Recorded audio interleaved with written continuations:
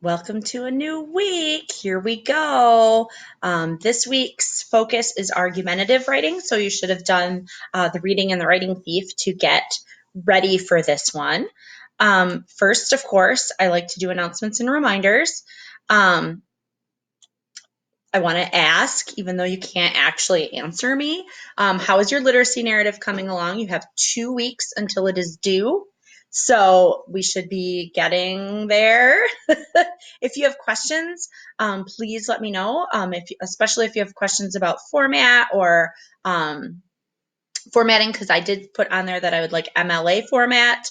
That means double spaced, and make sure that your font and everything is correct, and that your name and class and all those things are in the correct spot. So if you don't know what an MLA format paper looks like, make sure you look that up. Your book talks are awesome. They are my favorite thing ever to watch during the week.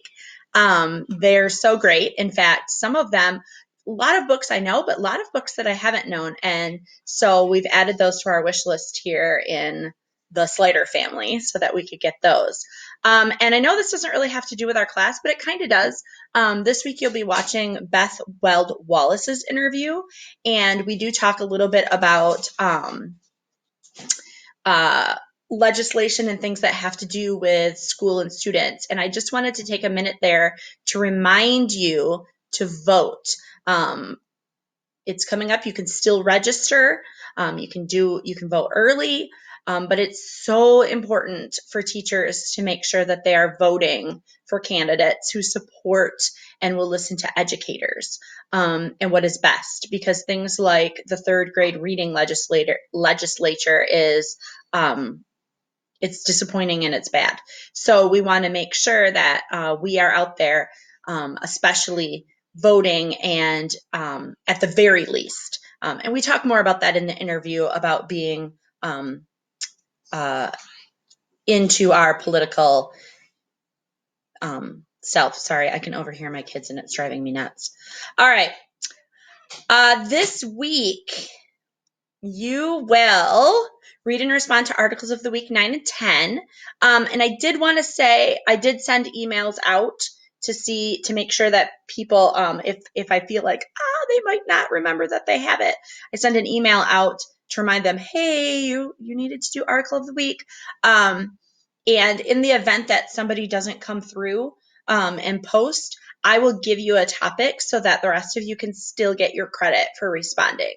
And then that person will just lose their credit for the article of the week, which is a bummer because it's 50 points.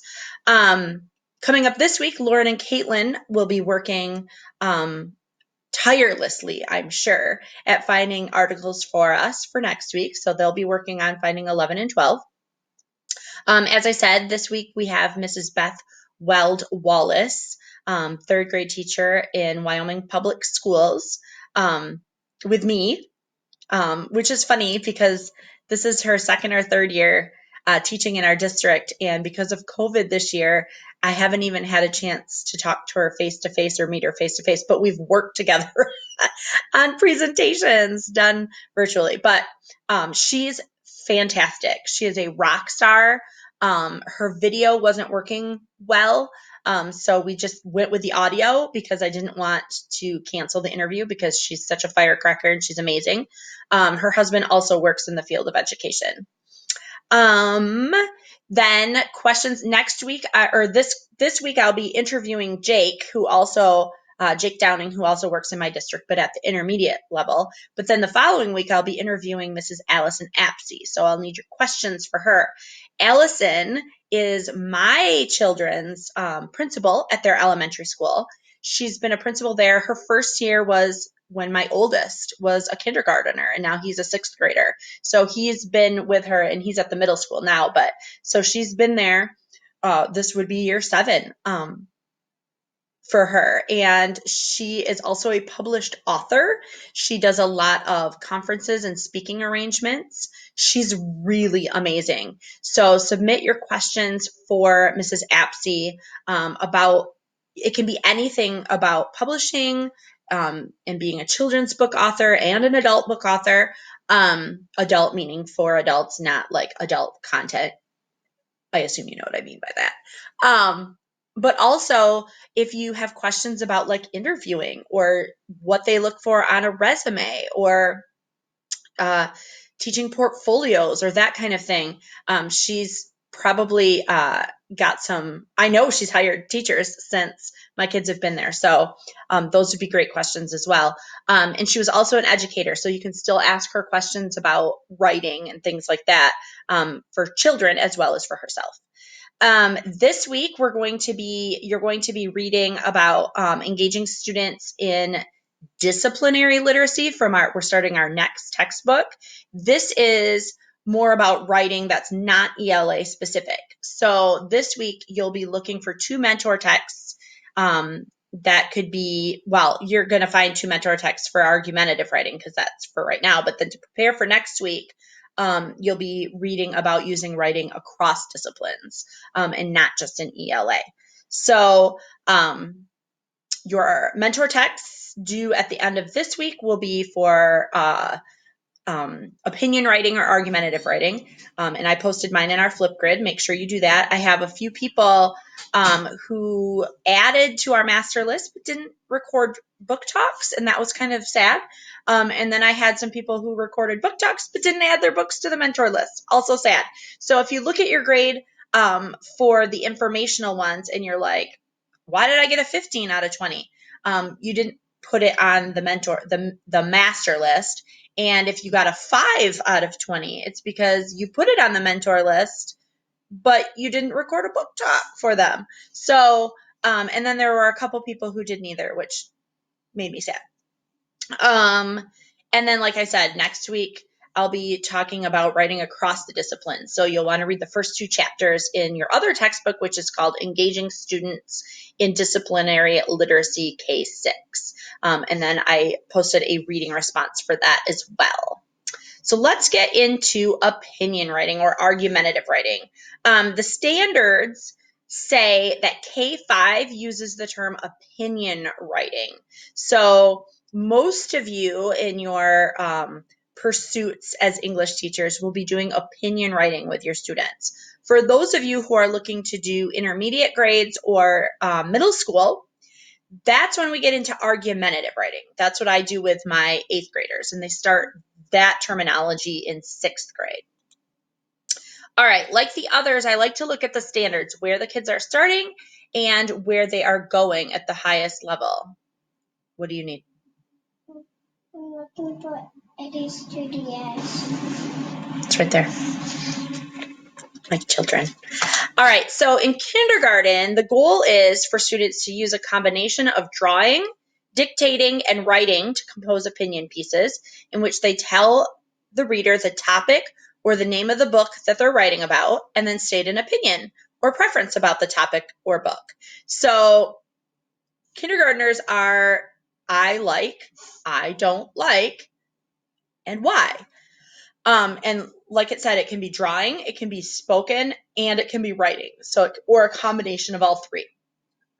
And by 6th grade, so from kindergarten to 6th grade, by 6th grade, they are writing arguments to support claims with clear reasons and relevant evidence. And then by 6th grade, it starts breaking it down by introducing your claims and organizing your reasons and evidence, by having support with clear reasons and relevant evidence, and sources. This is where we are using credible sources and demonstrating an understanding of the topic or text. So we're talking about actually student-driven research by 6th grade, using words, phrases, and clauses to clarify relationships among the claims and reasoning. So not just transitions, but also vocabulary that goes with the topic.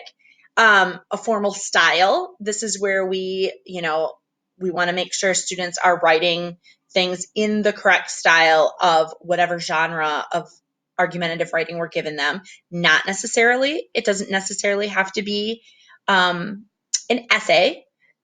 I have my students do a number of different things that aren't essay focused, even in the 8th grade. And then concluding statement or section that follows the argument presented and wraps it up. So that's a long way from saying, I liked the book, Don't Let the Pigeon Ride the Bus, because the pigeon is funny, all the way to being able to lay out. So it builds on each other. All right, this was straight from your book. Every argument should be grounded in fact, data, and evidence information. So we are not teaching our children to write, in my opinion, or I think, or I believe. They can use one misconception, I think, with both informational and argumentative opinion writing is that the students can't use the word I. They can't use first person. They can. It is totally fine. They just shouldn't be writing I think or I believe, because that lessens their argument. It makes it sound less confident. It makes it sound like it's all coming out of their head and not coming from other proof. So, and we want it to be grounded in fact, data, and evidence. So it's not just, I like this because I do, or this is just the way I think. We want them to stretch further than that. The author of this chapter talks about nudging, which I like to pair with scaffolding. When you have students writing about a topic, let's say my 8th graders, I have them research in a topic. We talk about issues that they want addressed in the community, and they have to look that up and kind of look for things. And a lot of times students start out too broad when they're going to write about an opinion. They'll say, things like, Mrs. Slider, I'm going to write about gun violence. And I'm like, oh, okay, that is a great topic, but it's really broad, right? So I will nudge them instead of shutting them down and saying, that's too broad. I'll make sure that I kind of guide them and nudge them toward something a little more manageable. So I'll say something like, well, I know you're super passionate about this issue and it's a really big topic. Do we want to narrow that down to what kind of gun violence do you think, is the most important in our community to address? Or did you want to talk more about regulations on guns? Obviously, that's a more secondary topic. But if you have a student talking about, for instance, saving animals, I think that might be the example they even gave in the book. Saving animals, you might want to help them and nudge them in the direction of, what aspect of that do you want? You don't just want to shut it, and you don't want to just tell them, how about you just talk about saving dolphins? Because maybe they don't really want to talk about dolphins. Maybe in their mind, they were talking more about rescuing pets. So you want to make sure not to be the one who gives them their opinion or their topic. You want to nudge them in the direction of their own thinking and ask why a lot. That's what I do. So if students are like, I think I'm going to talk about animal cruelty, and I'll say, oh, that's great. Why? Why did you pick that topic? Well, because I think that there are too many, pets. It's overcrowded in shelters. Yeah, how do you know about that? Like, why is that important to you? So I ask a lot of questions. Students often will ask me, is this good? Is this a good topic? Is this something I could do? And I'll be like, what do you think? I think nudging looks a lot like questioning with students, helping them guide. And then the scaffolding part is that foundation that's been laid in the grade ahead of you. So I like to review the things that they know, and I'll say, okay, what do we know goes into a good opinion piece? And my students by 8th grade, they can tell you it needs a claim, it needs an arguable claim. Okay, well, what's an arguable claim? Who has an example of one? So I'll remind them that they have the scaffolding there, and then we can slowly take it away as we build up. All right, just like with narrative and informational, I wanted to choose a couple of the traits that I feel are most important to this particular type of writing. So for opinion writing, I think the ideas trait is a super important one because it's so much different than informational or narrative. When you're doing opinion pieces, when we're talking about having a central message, that's the writer's claim. And we like to use this same vocabulary with grades, K through 12, because then they start to draw the connections between, okay, what I learned last year actually applies this year. A lot of times students get to me and they think seventh grade is done. So now I want to find out what this teacher wants. Well, this teacher wants claim, evidence, and reasoning, just like your seventh grade teacher did, just like your sixth grade teacher did, just like your science teacher does, just like your social studies teacher does. We all use the language claim, evidence, and reasoning.